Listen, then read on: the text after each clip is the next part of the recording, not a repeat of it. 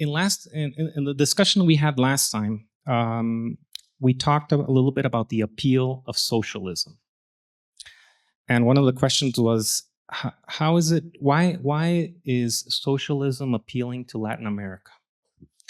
And to continue to answer this question, could you tell us a little bit about what you think, what your definition of socialism is? And the question that specifically somebody asked is, does authoritarianism have to be synonymous with socialism? I think authoritarianism doesn't have any, it's not left or right. Authoritarianism is the way you rule, the way you reprieve freedoms to the people of your country by taking and by changing institutions so they're less democratic and staying in power.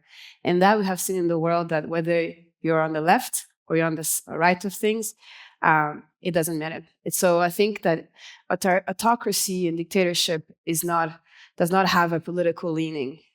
It's about power, and people need to fight that because there's people who are hungry of power and who do not want to let it go. Yeah, I absolutely agree with that. That's in case with Russia didn't come to the current situation, the current dictatorship, authoritarianism from socialism necessarily. What was happening in Russia was happening gradually, very slowly. People were not even noticing what was happening in the country.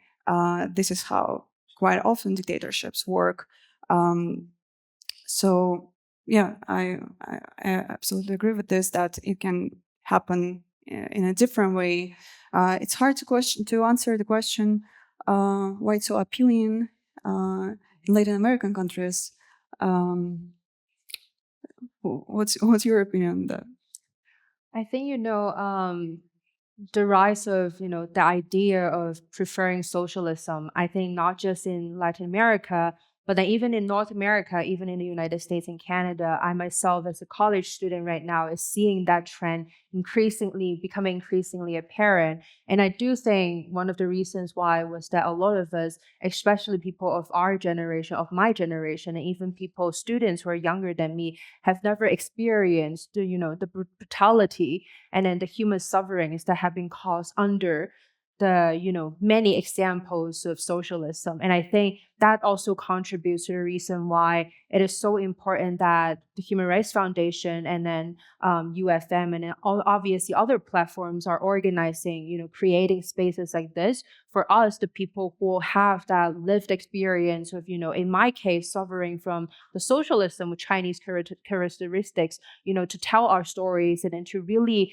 help our generations and the next generations understand why is it an dangerous ideology that we should be cautious of. And I do think want to echo what my fellow speakers have said. I think when you talk about authoritarianism, there is no right and left. If you look at what has been happening in the United States right now, how our government institutions, how our valued, cherished freedom, human rights, democracy, and everything are now being put at the risk of destroying.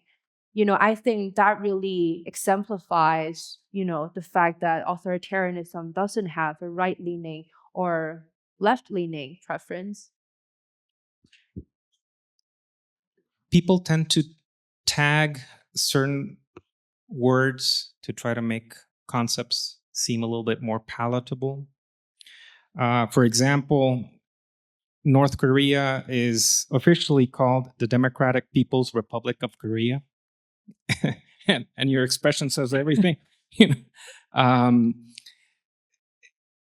How can we teach the younger generations to look beyond just fancy titles that seem to promise things that are completely the opposite of what they're really going to get?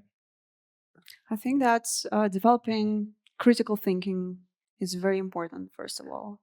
And once again, in case of Russia, where I'm from, I see that it's a real struggle because Putin is a president. It's been already 25 years since he is a president.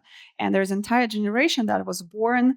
He was a president. Today, they're 25-year-olds, and he's still a president. So the they grew up, I would say, brainwashed by his propaganda machine, and it's of course very hard to find the truthful information, to search for it.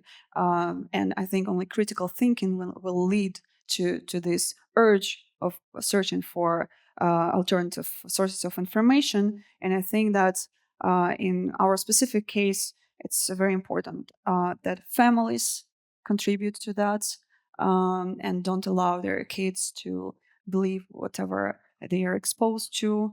And yes, in a country with a total dictatorship, it is very hard to find this information because the government's main goal is to hide this information, to shut down free media, to shut down freedom of speech. So I think must be a lot of work done inside of families, because in case of Russia, every other institution is not allowed to speak freely. So I think that access to information through internet and work inside of families is very important. Yeah, I agree with Anna. I think that again goes back to the importance of having platforms and spaces like this, the College Freedom Forum, and obviously the access to information online to allow, students or next generations or, people who are simply curious, wanted to know what actually has been happening in North Korea, in China, and elsewhere to help them understand, what the real situations, what the people on the ground, what the people in diaspora fighting for our democratic freedoms are going through. I think that space, the intention of creating spaces like that, maintaining spaces like that, it's very, very important. And I would just add that, in my context, the Chinese state, it's very, very good at, putting fancy titles on things that they're doing.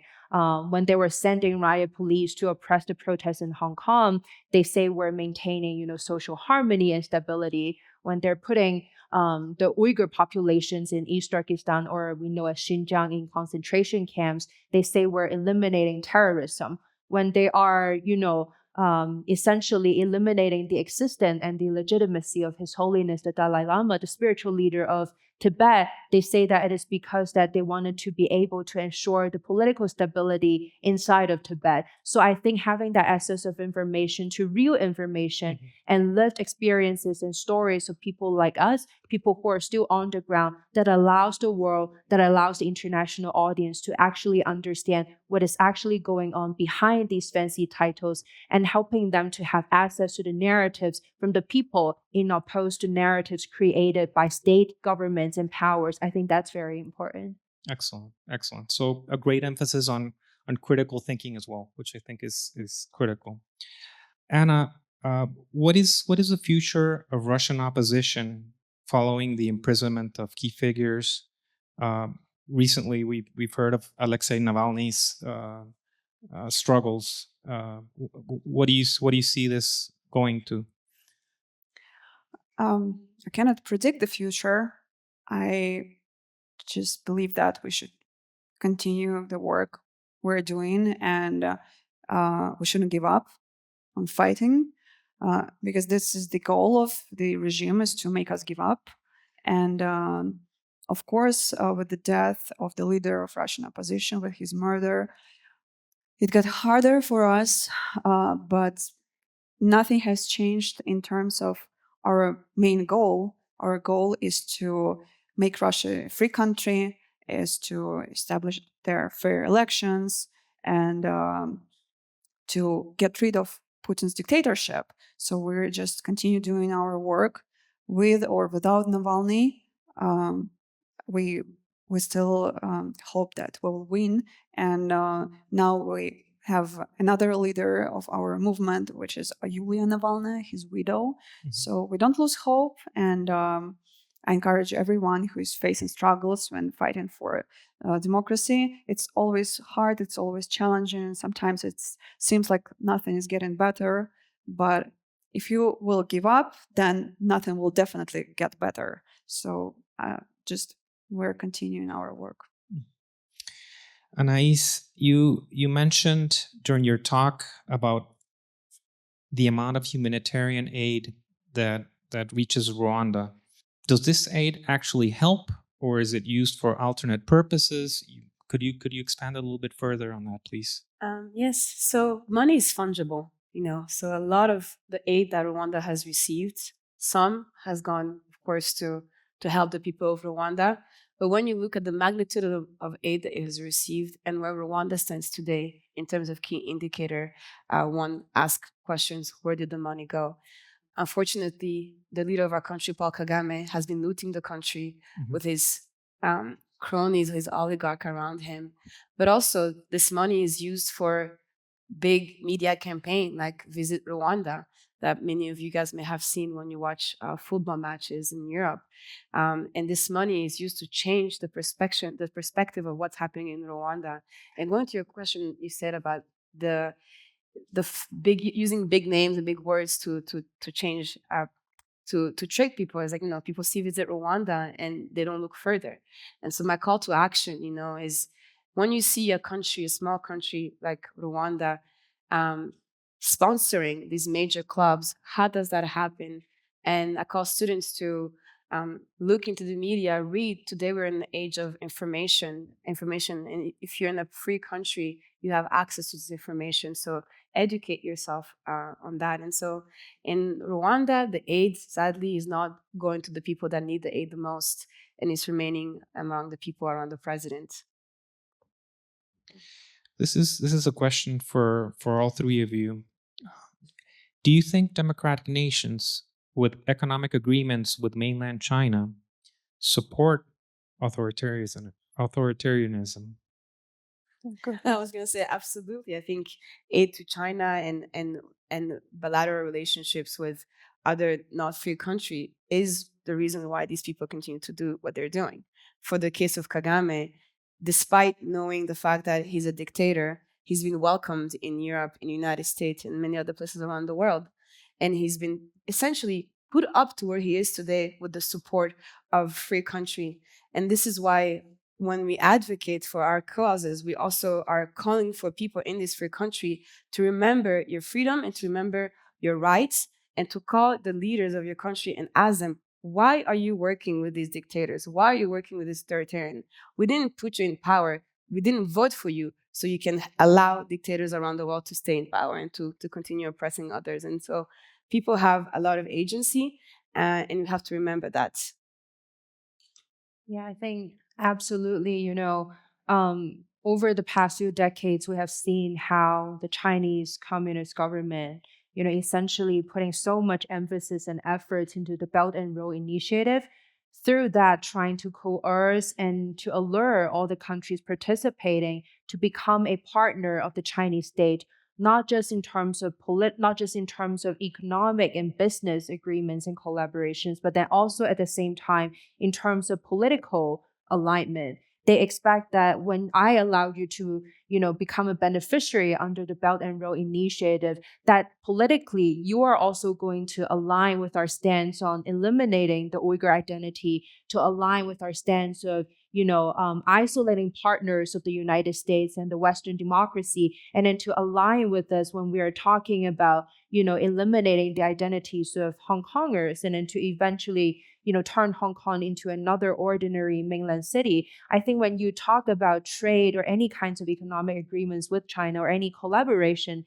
in that sense, you would need to expect that behind that, it comes as a political cause that your country, that you will have to eventually make. And for so many decades, the people's decision or the people's thoughts have been reflected in different kinds of boycotting campaigns. And in our instance, we have been initiating, encouraging people to participate in this campaign to boycott products that are made in China, especially those that are made in East Turkestan and other areas with Uyghur forced labor, because our communities are human rights community, not just limited to the Hong Kong community. We truly do believe, and we have seen the impacts of boycotting campaigns, which is in a sense that when you buy something, when you use your agency of money, when you use your agency of that financial capital and bargaining power, you effectively changes how the other impacted stakeholders behave. And in this sense, are the companies and countries collaborating with China. And eventually that impacts how the Chinese government is going to behave themselves too. So absolutely. Okay. What do you all think of the idealization of political leaders? Idealization? Idealization. By who? By the, I would imagine it would mean the people. I mean, you sometimes have a good number of population thinking that the political leader is a savior of the country. It's dangerous. It's very dangerous, the idealization of the leader, specifically when these leaders are also practicing autocracy and removing all other institutions in your countries.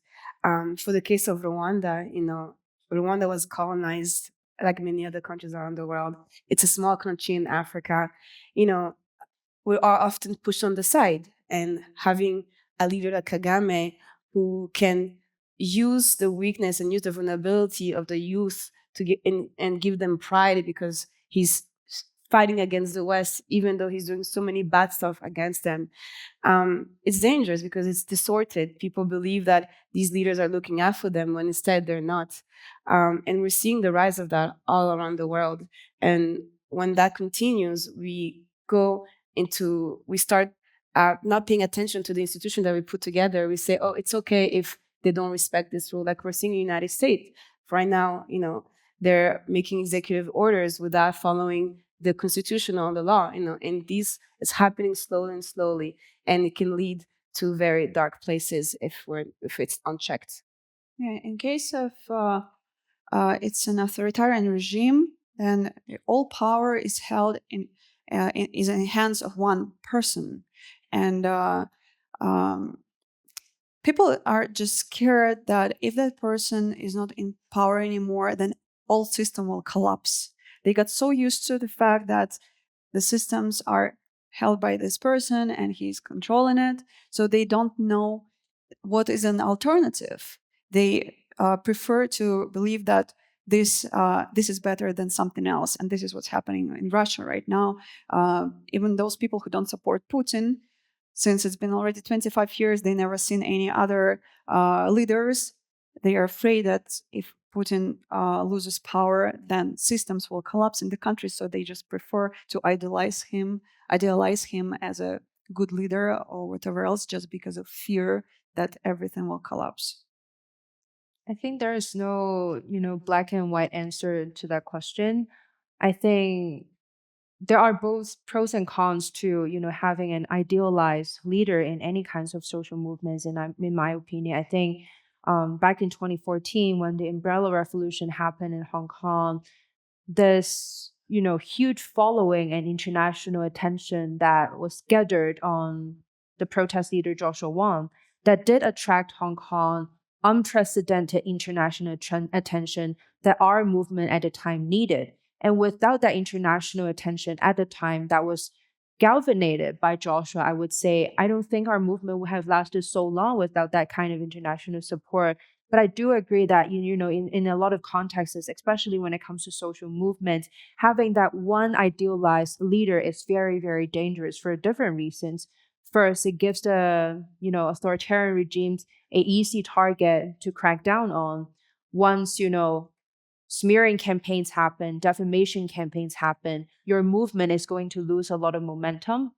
If that leader is arrested, detained, or jailed, that again costs your movement a lot of momentum. So I do think there are both pros and cons to that side. But behind that question, when we think about the idealization of social movement leaders and political leaders, we also have to think about why is that the case for most social movements? And I think from my experience looking from the Hong Kong perspective, that was because a lot of, grassroots members from our communities, a lot of the times we lack that agency to lead in our own ways, to lead community organizing, grassroots organizing. And I think that is why platforms like this, spaces like this is so important, because we're trying to actively provide that opportunity and space and agency to encourage more community members from the grassroots to step up, just as how, the people of Hong Kong stepped up in their own ways back in 2019, utilizing social media, technology to organize, leaderless protests and demonstrations. So even when the police comes,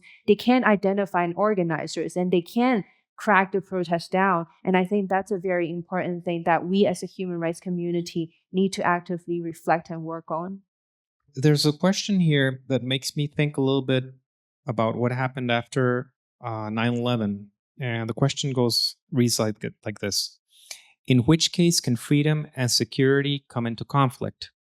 The reason I mentioned 9/11 is the fact that using an excuse of fighting against terrorism, a lot of liberties were basically trounced on. So could you expand a little bit on your thoughts on this?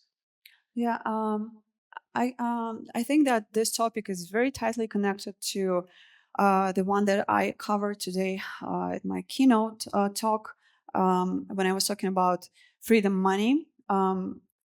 That financial system was badly affected after 9/11 because after that event, the American government implemented very strict financial regulations that are called anti-money laundering and counter-financing terrorism regulations. So basically, they implemented a huge financial surveillance mechanism into their banking system in order to track criminals, in order to track terrorists. But since then, so many years passed, and that tool is being widely abused by the governments. And there is a very thin line between protecting people with the tool and abusing their freedoms.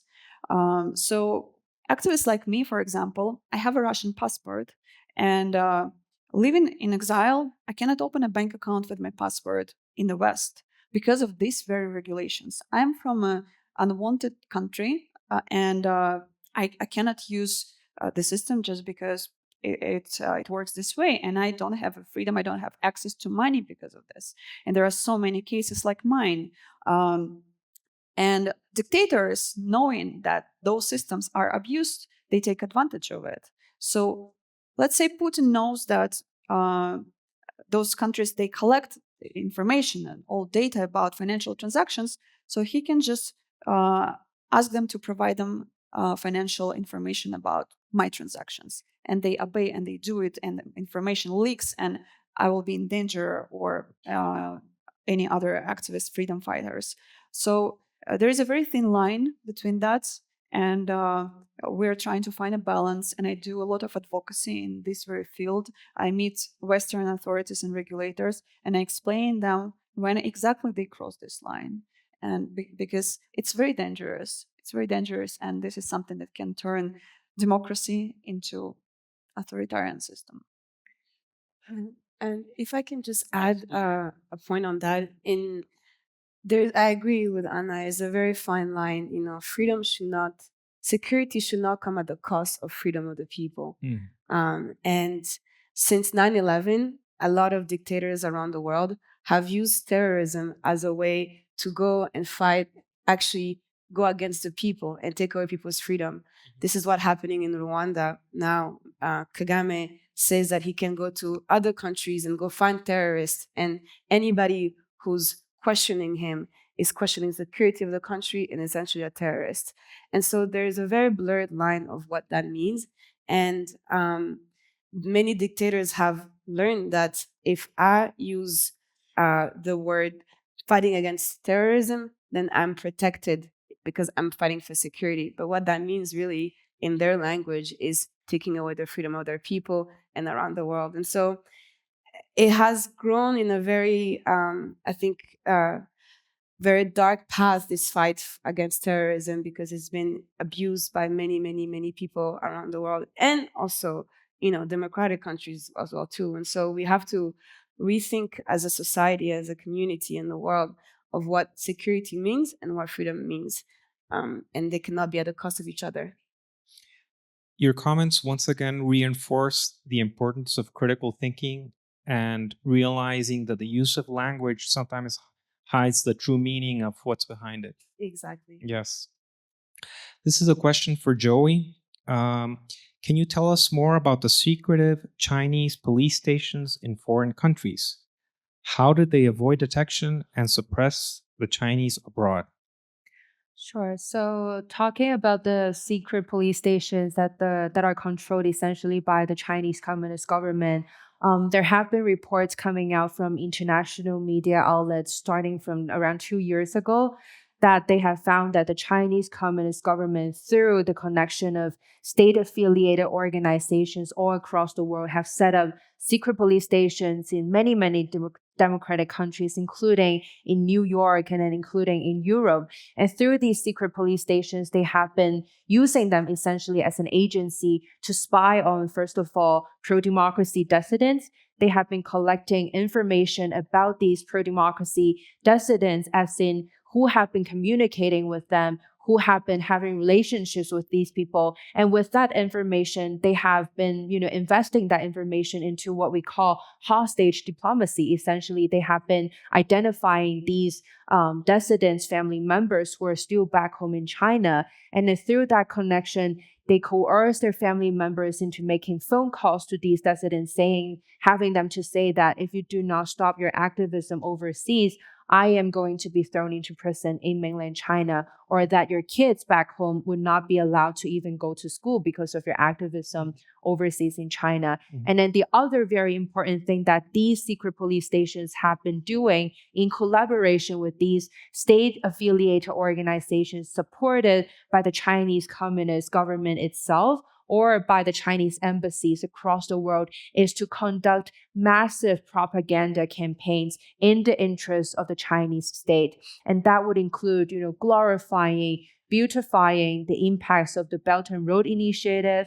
That would include, painting a glorious, harmonious picture of, how stable East Turkestan, Xinjiang has become, with the Uyghurs being thrown into concentration camps, or what they call re-education camps, and how, stable and, prosperous Hong Kong has become after that they have successfully cracked down on the pro-democracy protests, which they obviously call riots back in 2019. So this is still an existing, issue that a lot of democratic countries are actively thinking about. But I do think, when we think about, or when we talk about secret police station, another very important agency that we need to also understand is the roles that Chinese embassies, and in the Hong Kong context, Hong Kong Economic and Trade Offices also plays. When we talk about these agencies, we need to acknowledge that they're not just diplomatic agencies that other countries have in democratic countries,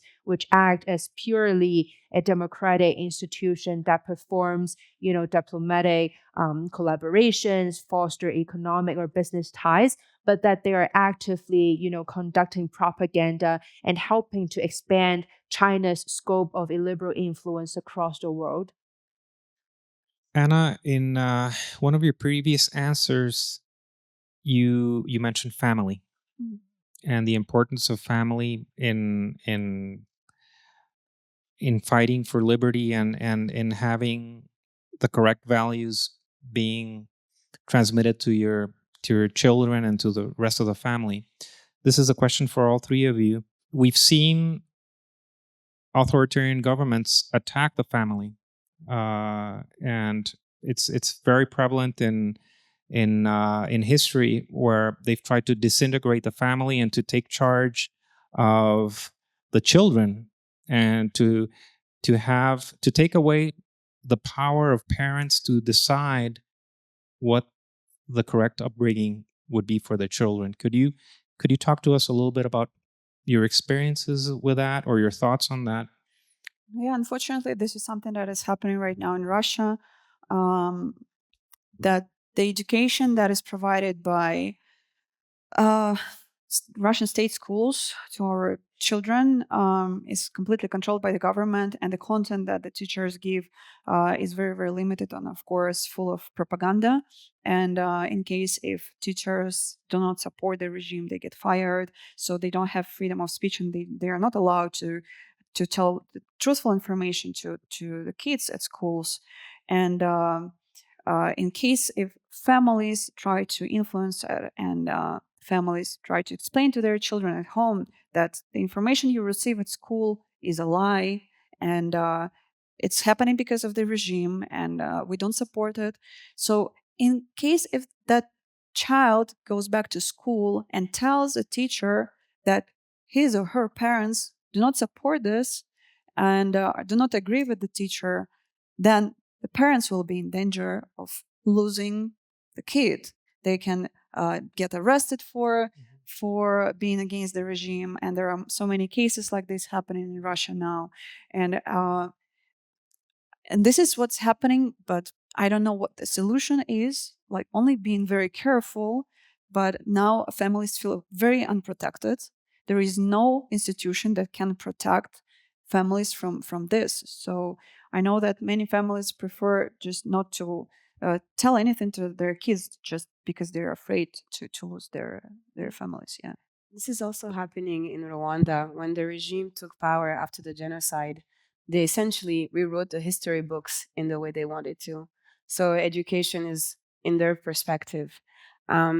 People live in fear because of the atrocities that happen in our country. And parents, just like Anna expressed it very well, if you tell your children that what you're being taught in school is not the right thing and you go back, then you may have some problem.